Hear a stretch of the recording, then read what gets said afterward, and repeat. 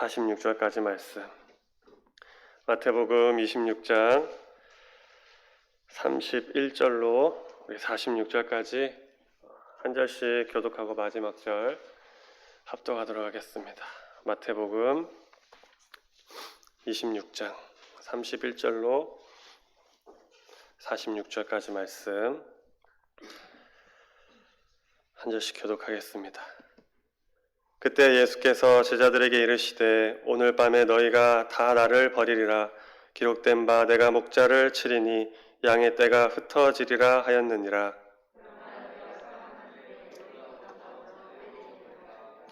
베드로가 대답하여 이르되 모두 주를 버릴지라도 나는 결코 버리지 않겠나이다.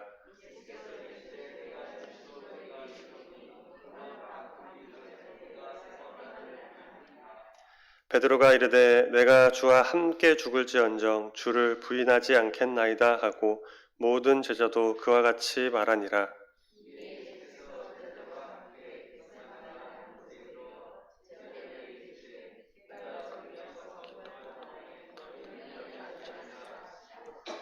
베드로와 세베대의 두 아들을 데리고 가실새 고민하고 슬퍼하사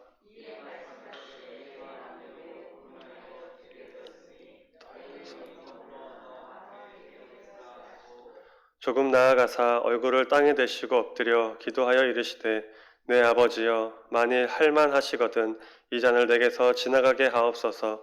그러나 나의 원대로 마옵시고 아버지의 원대로 하옵소서 하시고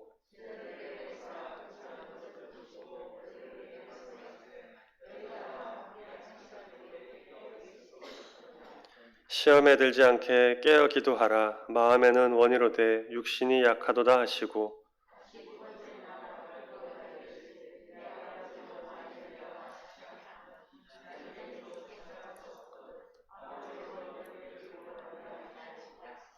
다시 오사 보신즉 그들이 자니 이는 그들의 눈이 피곤함일러라.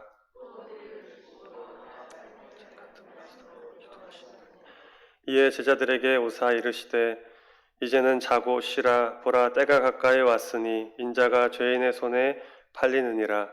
일어나 함께 가자. 보라 나를 파는 자가 가까이 왔느니라. 아멘. 잠시 기도하겠습니다. 주님 감사합니다. 오늘도 새벽을 깨우게 하시고 주님 전에 나와 함께 예배하게 하시고 또 우리의 간구와 소원들을 주님 앞에 아뢰게 하시니 주님 감사합니다. 주님 오늘 이 시간 주님 주시는 음성 듣게 하여 주시고 주님 주시는 위로와 힘을 얻는 귀한 은혜의 시간이 되게 하여 주시옵소서. 오늘 하루도 주님 손에 의탁드리며 감사드리며 예수 그리스도의 이름으로 기도드립니다. 아멘. 아멘. 할렐루야. 아멘. 평안한 밤 되셨습니까? 오늘도 좋은 날 될 줄로 믿습니다. 오늘도 하늘의 것으로 주님께서 우리 은자교회 가운데 우리 성도님들 가운데 채워주실 줄로 믿습니다. 오늘 본문의 내용을 간략히 소개하자면은 이러한 내용입니다. 예수님이 제자들과 마지막으로 만찬을 마치시고 감람산으로 이제 가시게 됩니다. 그때 제자들에게 이렇게 말씀하십니다. 오늘 밤 너희가 나를 다 버릴 거다. 다 버릴 거다라고 갑자기 이러한 말씀을 하십니다. 그때 제자들이 대답하죠. 절대 그렇지 않습니다. 절대 그러지 않겠습니다. 라고 맹세합니다. 그리고 이제 감람산의 한 동산에 이르러서 기도하시는데 이것이 그 유명한 겟세마네 기도입니다. 그리고 제자들 가운데 베드로와 야고보와 요한을 택하셔서 함께 기도하기를 원하셨습니다. 그런데 이 세 명의 제자들이 피곤을 이기지 못하고 잠이 들어버렸다는 말씀이 오늘의 본문의 내용입니다. 오늘 본문에 나타나는 예수님과 제자들의 모습을 통해 우리의 모습을 다시 한번 돌아보았으면 좋겠습니다. 우리 첫 번째로 31절 말씀 다시 한번 읽어보도록 하겠습니다. 읽겠습니다. 시작.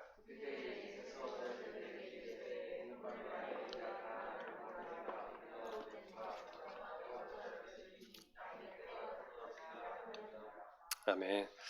갑작스럽게 예수님이 말씀하셨습니다.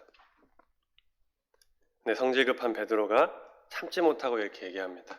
나는 결코 주를 버리지 않겠다고 다짐을 합니다.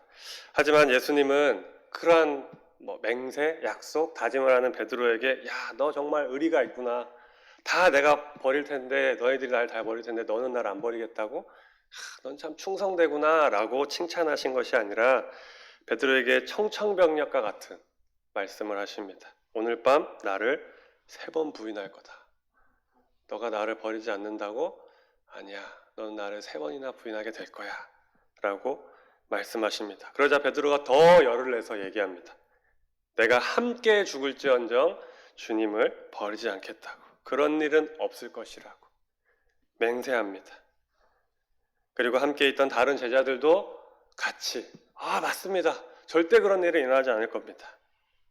그런데 우리가 잘 알듯이 얼마 지나지 않아서 어떻게 됩니까? 예수님이 잡히시자 뿔뿔이다. 자신의 목숨을 구하고자 도망쳐 버리는 모습을 보게 됩니다. 제자들의 이 고백이, 베드로의 이 고백이 거짓이 아니었을 것입니다. 우리도 동일하게 아마 반응했을 것입니다. 예수님이 지금 오셔가지고 내가 이제 곧 잡혀갈 텐데 너희들이 나를 다 버릴 거야. 그러면은 우리도 동일하게 반응했을 거예요. 아니에요, 주님. 아니에요, 주님. 난 주님을 따라갈 거예요. 목숨까지 내어 같이 십자가 질 거예요. 절대 그러지 않겠다고, 주님을 버리지 않겠다고, 배신하지 않겠다고 그렇게 고백할지도 모릅니다. 제자들도 아마 그러한 마음이었을 것입니다. 그러나 현실 앞에 인간의 의지가 얼마나 약한지 제자들은 모르고 있었습니다. 우리도 잘 모른다는 거예요. 우리도 잘 모릅니다. 지금이야 말씀을 듣고 기도하고 찬양하고 이럴 때는 막 마음이 끌어올라서 막 목숨까지 내어놓을 수 있습니다 라고 얘기하지만 막상 현실 앞에 부딪히면은 어떻게 될지 아무도 모른다는 것입니다. 주님은 인간이 얼마나 연약한지 너무나도 잘 알고 계셨습니다. 그래서 제자들의 말과 행동을 의지하지 않으셨어요. 요한복음 2장 23절로 25절에 보면은 이렇게 말씀하십니다. 유월절에 예수께서 예루살렘에 계시니 많은 사람이 그의 행하시는 표적을 보고 그의 이름을 믿었으나 예수는 그의 몸을 그들에게 의탁하지 아니하셨으니 이는 친히 모든 사람을 아심이요 또 사람에 대하여 누구의 증언도 받으실 필요가 없었으니 이는 그가 친히 사람의 속에 있는 것을 아셨습니다. 주님은 누구보다도 잘 알고 계셨어요. 사람에 대해서. 사람들은 맹세도 잘하고 약속도 잘합니다. 그죠? 우리가 참 맹세도 잘하고 약속도 참 잘합니다. 그러나 그 시간, 맹세의 시간, 약속의 시간이 지나가고 나면은, 그리고 현실에 직면하게 되면은 그 멋진 약속, 굳건한 맹세들이 헌신짝같이 내버려지는 것을 우리가 보게 됩니다.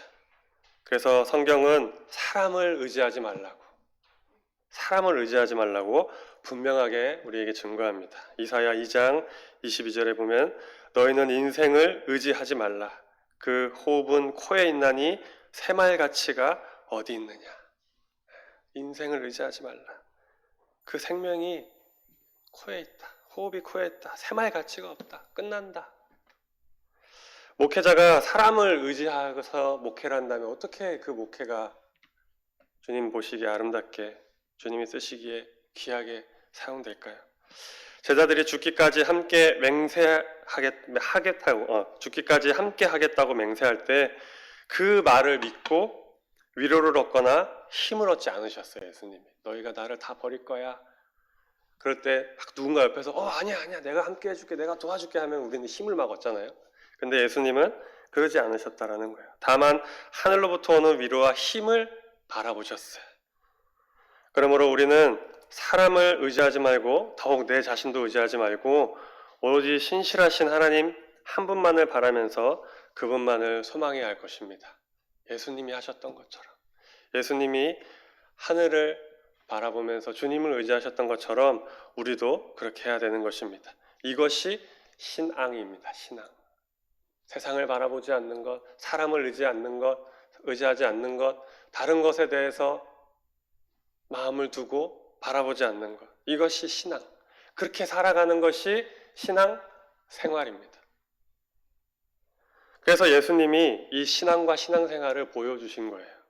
붙잡히시기 전에 산에 올라가셨어요.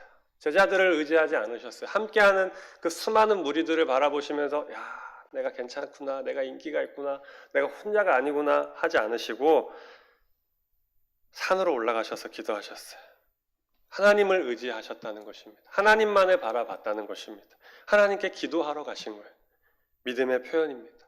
신앙의 참된 모습, 신앙생활의 참된 모습인 것입니다. 그런데 제자들에게는 아직 이러한 믿음과 신앙이 없었기 때문에 현실이 다가오자 예수님을 버리고 도망갈 수밖에 없었던 것입니다. 성도님 여러분, 오늘 이 새벽에 내 믿음, 내 신앙을 점검해 보았으면 좋겠습니다. 오직 하나님만 바라보는 믿음을 가지고 세상으로 나아가야 할 줄로 믿습니다. 사람을 의지하지 마시기 바랍니다. 얼마나 안 그러고 싶지만 참 사람을 많이 의지하는 것 같습니다. 부모님을 의지하고 저 같은 경우에는 그렇습니다. 뭔 일 있으면은 엄마, 아빠, 와이프한테 가서 또 얘기하고 하나님께 먼저 기도하지 못하는 저의 모습이 있습니다. 우리 성도님 여러분 어떻습니까? 주님을 먼저 찾고 부르짖고 주님 앞에 매달리시기 바랍니다. 그리고 나 자신도 믿지 마시기 바랍니다. 나 자신도. 하나님만 바라는, 마음을 잘 지켜서 하나님만 바라는 우리 성도님들이 되시기를 축복합니다. 두 번째로 우리 37절, 38절 우리 한번 읽겠습니다. 37절, 38절 시작.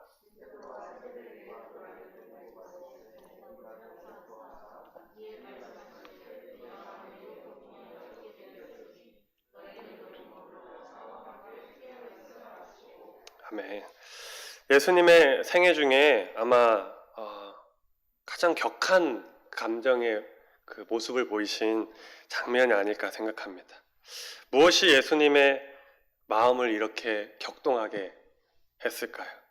39절에 보니까 주님의 기도를 살펴보니까 그 격동하신 이유를 알 수 있습니다. 39절에 보면 조금 나아가사 얼굴을 땅에 대시고 엎드려 기도하여 이르시되 내 아버지여 만일 할만하시거든 이 잔을 내게서 지나가게 하옵소서.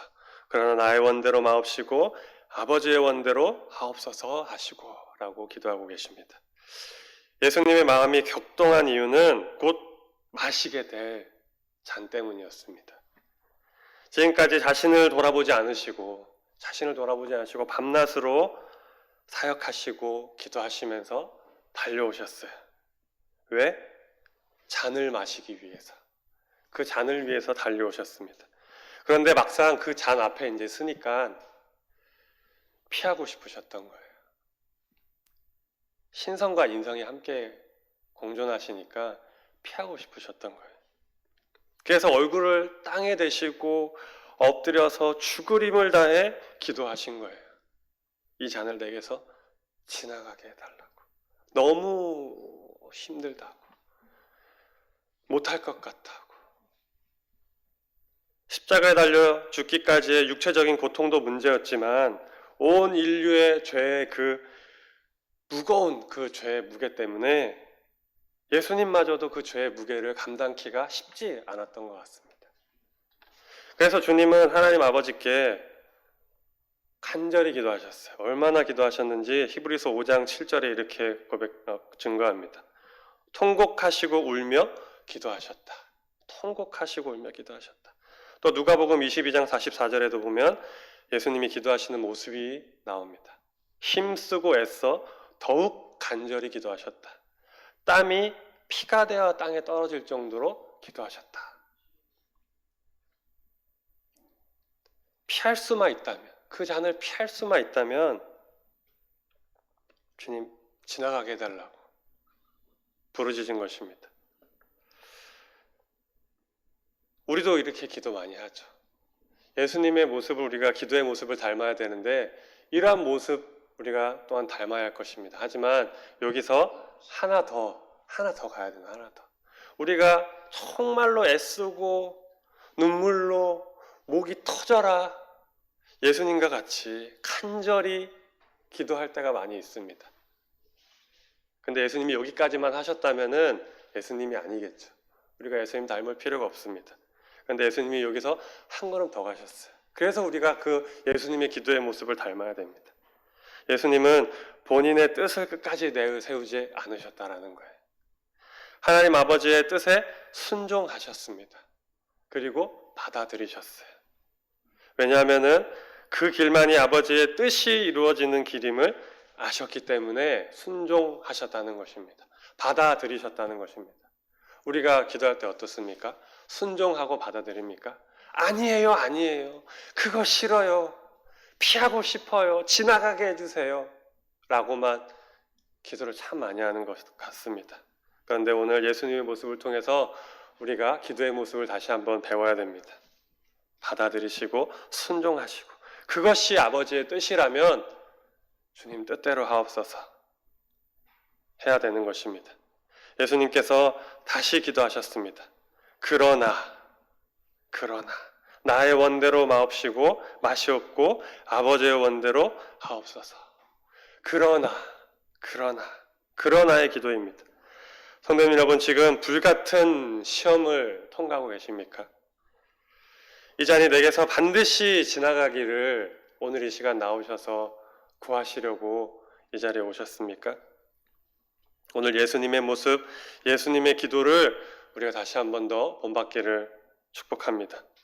불같은 시험을 통해서 정금같이 되기를 원한다고 기도하시기 바랍니다. 내 뜻대로 내 원대로 이루어지면 너무나도 좋겠지만 그리스도인은 그게 아니잖아요. 예수의 사람은 그게 아니잖아요. 예수님이 하셨던 것처럼 아버지의 뜻대로 되기를 원한다고, 언제나 나에게 좋은 것 주시기를 원하시고 나의 필요한 모든 것을 아시고 공급하시는 그 아버지의 원대로 되기를 원한다고, 이 시험과 이 어려움들이 잘 극복되질 수 있게 나를 도와달라고, 좀 나에게 힘을 달라고, 내 원대로 마시고 아버지의 원대로 나의 삶 가운데, 나의 생활 가운데 이루어지기를 원한다고 기도하는 오늘 이 새벽 시간이 되기를 축복합니다. 이것이 순종의 사람 이삭의 모습입니다. 아브라함이 칼을 들고 죽이려고 할 때 자신을 내어 맡겼던 그 이삭의 모습입니다. 바울의 모습입니다. 예루살렘으로 가면은 분명히 죽을 것입니다. 가지 마십시오. 주님이 원하시는 일이 그것임을 알았기 때문에 모든 것을 뿌리치고 예루살렘으로 갔던 바울의 모습. 우리에게도 이러한 믿음의 담대함이 필요한 줄로 믿습니다. 각자의 기도 제목들이 어떤 것이 있는지 저는 잘 모르지만 그러한 기도 제목들 가운데 내 뜻대로 마시고 주님 뜻대로 하기를 원하는 이러한 일들이 분명히 있을 것입니다. 그런 것들을 하나하나 묵상하시면서 기도하시면서 주님 앞에 나아가실 때 주님이 힘주시고 그 잔을 마실 수 있는 힘과 능력을 더하여 주실 줄로 믿습니다. 아멘. 어깨에 지어진 십자가가 너무 무거워 견디기 힘들다면은 예수님처럼 겟세마네로 올라가실 수 있는 우리 성도님 되셨으면 좋겠습니다. 특별히 이곳이 겟세마네가 되었으면 좋겠습니다. 그래서 이곳에서 주님을 만나시고 또 주님이 주시는 힘과 능력을 구하셔서 믿음의 사람들이 벌떡벌떡 일어나는, 우리 교회 가운데 믿음의 사람들 벌떡벌떡 일어나는 그러한 교회, 그러한 우리가 되기를 축복합니다. 마지막으로 40절, 41절입니다. 우리 함께 읽겠습니다. 시작. 제자들에게 오사 그 자는 것을 보시고 베드로에게 말씀하시되 너희가 나와 함께 1시간도 이렇게 깨어 있을 수 없더냐.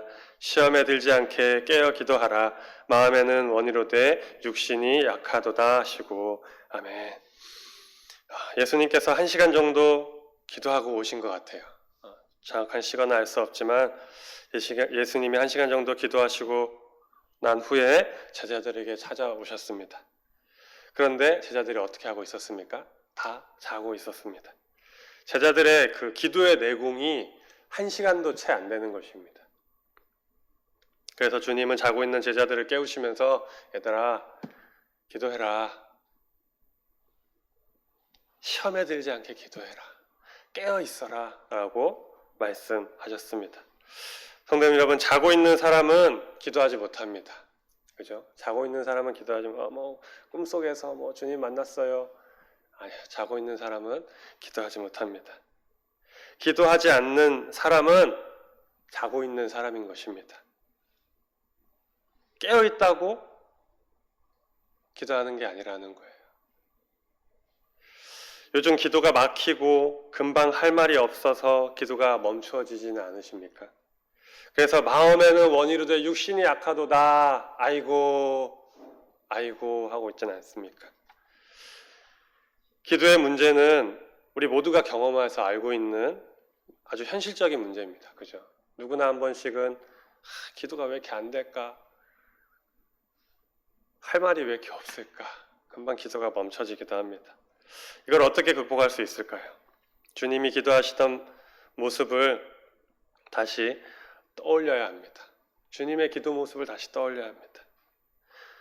기도의 문이 막혔다면 더 주님처럼 기도해야 됩니다. 누가복음 22장 44절 예수께서 힘쓰고 애써 더욱 간절히 기도하시니 땀이 땅에 떨어지는 핏방울 같이 되었더라. 예수님은 하나님의 아들이었어요. 하나님의 본체십니다. 다시 말하면 기도할 필요가 없는 거예요. 기도가 막힐 일이 없고 기도가 너무나 자연스러운 분이십니다. 그런데 지금 주님의 마음이 너무나 힘들고 괴롭고 고통스러우니까 기도하기를 더욱 힘쓰시고 애쓰셨다라고 말씀하고 있습니다. 우리도 마찬가지예요. 힘들고 괴롭고 어려울 때, 영적으로 지치고 힘이 빠지고 다시 회복이 필요하고 힘이 공급되기를 원할 때 기도가 막 술술 나오던가요? 기도가 잘 안 됩니다. 영적으로 지치고 마음이 어렵고 공격당하고 괴롭고 어려울 때 기도가 안 됩니다. 할 말이 없어집니다. 기도의 문이 막힙니다. 금방 자리에서 일어나게 되는 거예요. 아이고 마음에는 원인데 육신이 약하네 하면서 집으로 가는 것입니다. 하지만 그럴 때일수록 우리는 힘쓰고 애써 더욱 간절히 기도해야 하는 것입니다. 지금이 그렇게 기도할 때입니다. 내가 자고 있지 않는지 돌아봐야 되는 거예요. 예수님이 오늘 우리에게 제자들에게 하시는 말씀이 아니라 나에게 하시는 말씀입니다. 자고 있니? 지금 기도하러 왔는데 자고 있는 것 같구나. 마음에는 원이로되 육신이 약한구나. 주님이 제자들 얼마 떨어지지 않은 곳에 가셔서 힘쓰고 애써 기도하시는 모습을 어떻게 보면 제자들이 봤을 거예요. 그러한 모습을 우리 또한 오늘 보기를 원합니다. 지금이 그렇게 기도할 때입니다. 지금이 주님을 만날 만한 때입니다. 자고 있을 때가 아닙니다. 힘쓰고 애써 기도할 때입니다. 몸이 육신이 약하다고 마음에는 원이로되 육신이 약하다라고 얘기할 때가 아닌 것입니다. 간절히 주님을 찾고 부르짖을 때입니다. 주님이 기도하셨던 것처럼. 주님은 모든 준비를 마쳐놓고 우리가 기도하기를 기다리고 계십니다. 깨어 기도하면은 주님이 기다리고 계신 거예요. 뭘 기다리고 계십니까? 선물 줄 준비를 하고 계시는 거예요. 놓치면 안 됩니다. 하나님은 우리의 간절한 기도에 꿈뻑 넘어가시는 거예요. 우리의 기도를 기다리고 계시는 것입니다. 울부짖으며 눈물로 주님을 바라보고 원할 때 주님이 가만히 있지 않으신다는 거예요. 이제 우리는 주님이 원하시는 기도자로 세워져야 합니다. 깨어 기도해야 하는 것입니다. 기도의 내공이 필요합니다. 1시간도 안 돼서 예수님이 오셨는데 다 자고 있는 거예요. 기도의 내공이 없는 것입니다. 시간이 중요한 것이 아니라 기도의 내공이 없는 거예요. 기도하지 못하는 것입니다. 우리에게 기도의 내공이 필요합니다. 그리고 기도의 능력으로 무장되어야 됩니다. 그래야 시험을 이기고 세상을 이길 수 있는 것입니다. 오늘 이 새벽 감동이 오고 도전이 되신다면은 기도하실 수 있기를 축복합니다. 하나님만 의지하겠습니다. 나의 원대로 마옵시고 아버지의 원대로 하옵소서. 막힌 기도의 문이 활짝 열리게 하여 주시옵소서. 오늘 이렇게 기도하실 수 있기를 축복합니다. 아멘. 같이 기도하도록 하겠습니다. 하나님 아버지 감사합니다. 오늘 예수님의 모습을 통하여서 또 제자들의 모습을 통하여서 우리의 연약하고 부족한 부분을 다시 한번 되새겨봅니다.